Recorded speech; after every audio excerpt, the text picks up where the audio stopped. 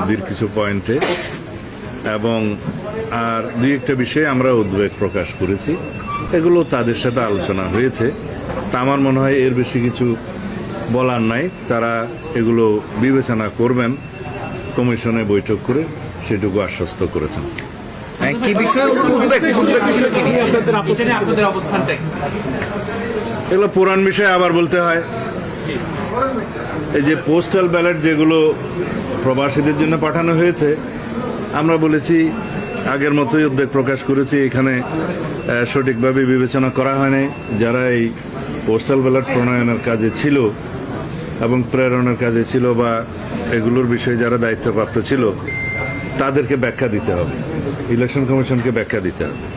এবং এখন যে সমস্ত পোস্টাল ব্যালটগুলো আপনারা দেখছেন বিভিন্নভাবে সোশ্যাল মিডিয়াতে ভিডিও আকার আসছে, এক একটা বাসায় 200-300 করে ব্যালট পাওয়া যাচ্ছে, কোথাও কোথাও জব্দ করা হচ্ছে, কোথাও কোথাও এখনই বুটিং শুরু হয়ে গেছে, যেটা 22 তারিখে হওয়ার কথা, এবং কোথাও কোথাও বলছে একজনের নাম্বার দিয়ে আরেকজনের পোস্টাল ব্যালট গ্রহণ করছে। এইভাবে অনেক কিছু অনিয়ম হয়েছে। যেহেতু বাংলাদেশে প্রবাসীদের ভোটদানের এই নিয়মটা এই প্রথম এক্সারসাইজ হচ্ছে, এখানে কিছু ভুলভ্রান্তি থাকতে পারত, তবে যে ভুলভ্রান্তিটা হচ্ছে এখানে আমরা ভিক্টিমাইজড, আমরা ক্ষতিগ্রস্ত হচ্ছি, এবং একটি নির্দিষ্ট রাজনৈতিক দলের পক্ষে হয়ে কিছু কিছু এখানে কাজ হয়েছে বলে আমাদের ধারণা, এবং সেটা প্রকাশিত হয়েছে। আসলে ধারণাও নয়, সেটা প্রমাণিত হচ্ছে। তা এখন আমরা বলেছি এই বিষয়ে আপনাদেরকে পরিষ্কার ব্যাখ্যা দিতে হবে। এই প্রবাসীদের কাছে যে সমস্ত ব্যালট পাঠানো হয়েছে, কিভাবে পাঠানো হয়েছে, তারা কিভাবে ভোট দিবে, ওখানে কিভাবে স্ক্যান করবে, আর এক জায়গায় যদি 200-300 ব্যালট পাওয়া যায় সেক্ষেত্রে কি ব্যাখ্যা দিবেন, পররাষ্ট্র মন্ত্রণালয় কী ব্যবস্থা নেবে, এই সমস্ত বিষয়ে আমরা আলাপ করেছি। তারা তাদের ব্যাখ্যাটা দিবেন আপনাদের কাছে। আমার মনে হয় আজকেও দিতে পারে, কালকেও দিতে পারে, তাদের সময় মতো দিবেন।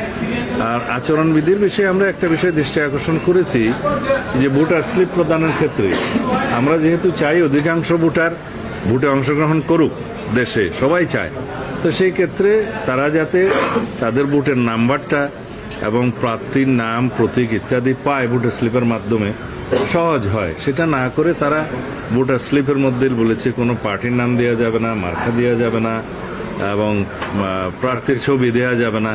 এগুলো আমরা হচ্ছে পুনর্বিবেচনা করা দরকার। আচরণবিধি যেহেতু ইলেকশন কমিশন নিজেরাই এটা পরিবর্তন করতে পারবে, সুতরাং এই বিষয়টি বিবেচনায় নেয়া। কারণ প্রত্যেক প্রার্থী ভোটার স্লিপ দিবে, ভোটার স্লিপ পেলে ভোটার নিজে চিন্তা করবে কোন দিকে দিবে না দিবে, বাট তার জন্য সহজতর করা এটা উচিত। আমরা নির্বাচনকে যেন কঠিন না করি, সহজতর করি, এবং অধিকাংশ ভোটার যেন ভোট দিতে পারে। আরও দুই একটি বিষয় আমরা আলোচনা করেছি, সেটা প্রেসে বলা ঠিক হবে না। আমার মনে হয় আমাদের উদ্যোগগুলো আমরা জানিয়েছি, আলোচনা করেছি। আর যে সমস্ত বিষয়গুলো এখন আপিল শুনানিতে চলছে, এই বিষয়গুলো যেহেতু অনেকটা আমরা বললে এটা সাবজুডিস হবে, সেই জন্য আমরা এখানে আলোচনা করছি না। আমাদের লয়ার আছে, ইনি এগুলো অ্যাড্রেস করবেন। আমার মনে হয় আমার আর কিছু বলার নেই। সন্ধ্যায় তো চেয়ারপারসনের সাথে প্রধান উপদেষ্টা একটা বৈঠক আছে, এই বিষয়টা এখানের সাথে রিলেটেড না। অনেকে জানতে চেয়েছে এই যে আচরণবিধি এখন যে মানা হচ্ছে না, এর আগে আপনাদের পক্ষ থেকে অভিযোগ করা হচ্ছে বিভিন্ন রাজনৈতিক দল এখনো বিভিন্নভাবে প্রচারণা করছেন, তাদেরকে শোকজ করা। আমরা এই বিষয়টা আমরা পরিষ্কারভাবে বলেছি আগে, নির্বাচন কমিশনের অনুরোধে আমাদের মাননীয় চেয়ারম্যান জনাব তারেক রহমান সম্মান দেখিয়ে তার সফর স্থগিত করেছেন ব্যক্তিগত, এবং সেই সফরটা রাজনৈতিক সফর ছিল না, নির্বাচনী প্রচারণার উদ্দেশ্যও ছিল না। 2024 সালের গণ অভ্যুত্থানে শহীদ তাদেরকে বিনম্র শ্রদ্ধা জানানো, কবর জিয়ারত করার উদ্দেশ্যে ছিল। আমরা আচরণবিধির কারণে নয়, নির্বাচন কমিশনের অনুরোধে সেটা আমরা স্থগিত করেছি। এখন বিভিন্ন রাজনৈতিক দলের গুরুত্বপূর্ণ নেতারা বিভিন্নভাবে যে সমস্ত বক্তব্য বিবৃতি দিচ্ছে এবং সেটা ভিডিও পাওয়া যায়, তাতে করে নির্বাচন আচরণবিধি লঙ্ঘন হচ্ছে। কিন্তু এই ব্যাপারেও আমি দেখছি যে নির্বাচন কমিশন নির্বিকার। তা আমরা আশা করব তারা এগুলো অ্যাড্রেস করবে। ধন্যবাদ।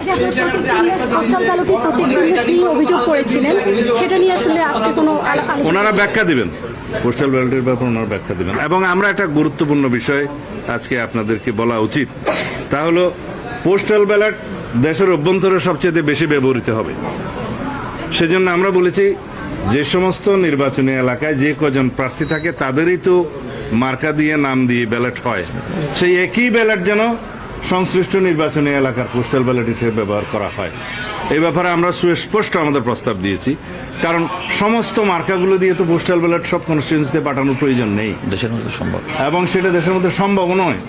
আমরা প্রত্যেকটি নির্বাচনী এলাকার ক্ষেত্রে সংশ্লিষ্ট সকল প্রার্থী যারা থাকবেন তাদের নাম এবং মার্কা সহকারে যেটা ইউজুয়াল সাধারণ ব্যালট হবে, সেই একই ব্যালট প্রত্যেকটা নির্বাচনী এলাকার পোস্টাল ব্যালটের ক্ষেত্রে ব্যবহারের জন্য আমাদের একদম স্পষ্ট প্রস্তাব আমরা দিয়ে গেছি।